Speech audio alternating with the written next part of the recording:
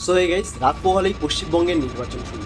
এবার পশ্চিমবঙ্গে দু দফায় ভোট হতে চলেছে, আমরা সবাই জানি। প্রথম দফায় উত্তরবঙ্গ ও জঙ্গলমহলের 156টি সিটে এবং দ্বিতীয় দফায় দক্ষিণবঙ্গের বেশ কিছু অঞ্চলে ভোট হবে। তো আমি এবং আপনারা হয়তো সবাই এবার দেখছেন ফেসবুক এবং অন্যান্য বেশ কিছু অনলাইন প্ল্যাটফর্মে আমরা অপিনিয়ন পোল দেখতেছি, কিন্তু প্রত্যেকটি অপিনিয়ন পোলই পক্ষপাত দুষ্ট।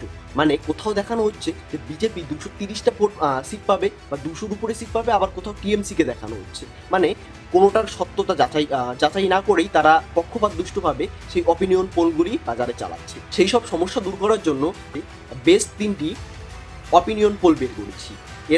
এদের আমি হিস্ট্রি চেক করলাম, মোটামুটি 90% অ্যাকিউরেসির সাথে তারা অপিনিয়ন পোল বেশ বিগত বছরগুলিতে দিয়ে গেছে বেশ কয়েকটি ইলেকশনে। তো সেটার প্রথমেরটাই হচ্ছে চাণক্য স্ট্র্যাটেজিস বলে।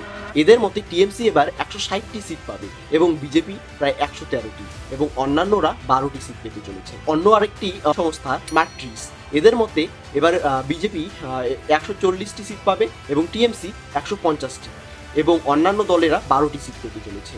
আবার অন্যদিকে ভোট ফাইভ বলে আরেকটি সংস্থা, তাদের দাবি এবার টিএমসি 174টি সিট পেতে চলেছে এবং বিজেপি 118টি এবং অন্যান্যরা 2টি। তো এই 3টি সংস্থাই মোটামুটি 90% অ্যাকিউরেসি ধরে বিগত বেশ কয়েকটি বছর ধরে অপিনিয়ন পোল দিয়ে যাচ্ছে। তো আমারও মনে হয় এবারকার নির্বাচনে এরকমই কিছু ফলাফল হতে চলেছে। তো আপনাদের কি মনে হয় অবশ্যই সেটা কমেন্ট করে জানাবেন। নমস্কার।